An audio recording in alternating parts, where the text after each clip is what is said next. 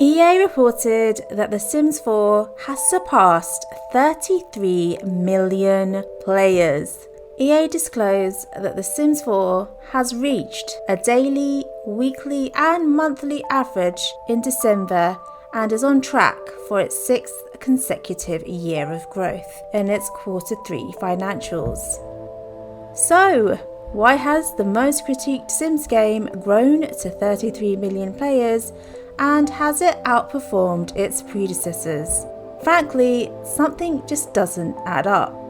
Grab yourselves a pot of British tea, a deerstalker hat and magnifying glass, Watson, because your favourite detective Shuz is back with another case to investigate. That's right, budding detectives, it's time to exercise our brain cells. I know not all of you hate on The Sims 4. Some of you love it in its entirety, finding no fault in the game and have so much fun playing it, and of course that's okay. But you have to admit it has been heavily criticised compared to its predecessors. There have been a plethora of videos and tweets slamming The Sims 4 for its lack of depth and core foundational base game features. So how has it become so popular? Were 33 million players wrong? Is it just not as bad as everyone thinks it is? Or are there some external factors that could be contributing to its growth? Let's dive in with some analysis and try to answer a few questions. 33 million players life to date.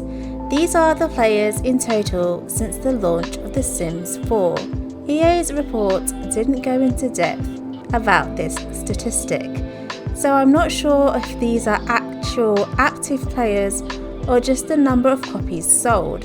It's pretty difficult to find a life-to-date sales figure for The Sims 3, but The Sims 3 wiki did post that it sold over 10 million copies from a report dated in 2011, 2 years after its launch. In an article by VentureBeat, they reported Sims 4 had sold over 10 million copies in 2017, 3 years after its launch, falling short of The Sims 3 in its infancy. That was the only record I could find for The Sims 3, and so it's difficult to answer this question.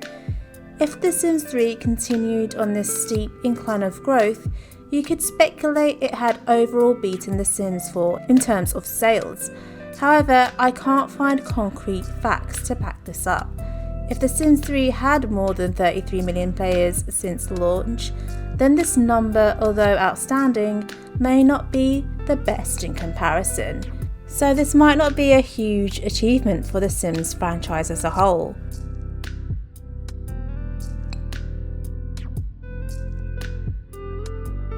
A big part of the overall promotion of the game weighs heavily on the influx of content creators and the Sims community. Influencers can literally carry a game from nothing to being trending in a matter of weeks. Look at games like Among Us. There are now so many Sims 4 creators, so much more than we've ever had, who are actively playing the game and posting content consistently. This will obviously have a knock-on effect and increase the number of active monthly players. YouTube and Twitch take centre stage as entertainment platforms. Watching content creators influences the consumer to buy or play. They highlight new inventive ways in which we can play The Sims 4. The community have even created challenges or provided us with the tutorials so we can try something out of our comfort zone. Without the help of the community and its influencers, I don't think that The Sims 4 would be as popular or have reached 33 million players to date. It's true, we're the backbone of the success of The Sims 4. Sim guru Lilsimsie, in an interview, expressed that she wanted The Sims 4 to be accessible to Simmers with lower-end machines. They had learned a hard lesson from The Sims 3. The Sims 3 was ambitious, but at a cost, and the price was performance. Many Simmers could not run The Sims 3 on their devices, where others just struggled with lag and game freezes. Making The Sims 4 accessible to more players with lower-end devices would evidently allow the player base to grow.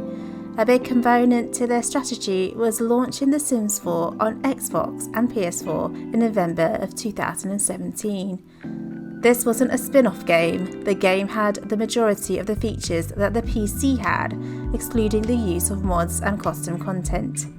Players who do not have a PC or laptop could now find other ways of playing The Sims 4. It was one of the first for the Sims franchise, as this worked almost identically to the PC version. It even attracted me.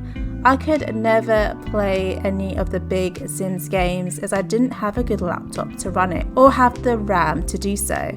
I bought the game on console, and then about a couple of years later I was fortunate enough to upgrade to a laptop, and then I bought the PC version too. I'm sure I'm not the only one who did that. There must be a lot of us who bought The Sims 4 on console and on PC, and that would also increase the numbers of copies sold.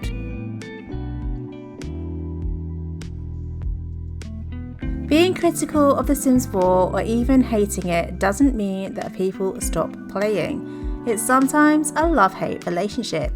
That, or they had high expectations of the game, were loyal to the franchise, and then realised when they bought it, it wasn't what they had hoped for. FOMO, or fear of missing out, could also be an attributing element. If you've been loyal to a franchise and an upcoming game is released, some of us are going to buy it despite negative reviews, because we just don't want to miss out. We're hopeful that there'll be elements that we'd enjoy and love about the game, regardless of its reception from the community.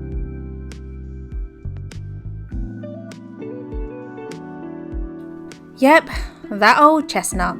It feels like it's never ending. We've all gone through the bread making phase, the do-it-yourself haircut dye job, and adopting a new plant. It sucks for a lot of us. And some of us need distractions, or a new game, or hobby. This is where the new Sims players come into play. Ka-ching! Hello Sim noobs, welcome to the Sims community. I've heard a lot of new players who necessarily do not play slice of life games or simulation games download The Sims 4 just out of curiosity. Heck, I'm bad at all shooting games, but even I tried my hand at Fortnite during this pandemic, because curiosity just got the better of me. And for all those Battle Royale fans watching this right now, sorry, it just wasn't for me, and I don't think I'll play again. I'm sure the pandemic had a great effect on the gaming industry as a whole, and not just The Sims 4. My guess is that it also helped to increase The Sims 4 growth. Have you noticed the amount of DLCs that have been released? The expansion packs aren't as big as they used to be, and now we have the introduction of game packs. There are more DLCs than there have been in previous games. With each new pack launch or free update comes hype. Players that may have lost interest in the game may return when a new pack is announced. Some DLCs might even attract a new audience. I'm looking at you, the Star Wars fans that don't usually play The Sims but started showing an interest when Journey to the 2 was released. The base game and its packs have been on sale numerous times. On 2 occasions, the base game was free. Once on PS4, if you were a PS Plus member, and once on PC. Other than that, there have been some great deals for the base game in the past. Consumers love a good sale, and this would have an impact on increasing the overall player base for The Sims 4. I don't want to make this video too long, but I know there are other factors that I haven't discussed. So let's continue this discussion in the comments below. Please don't forget to hit that like button and subscribe if you like what you see. Keep shining. Until next time guys, bye!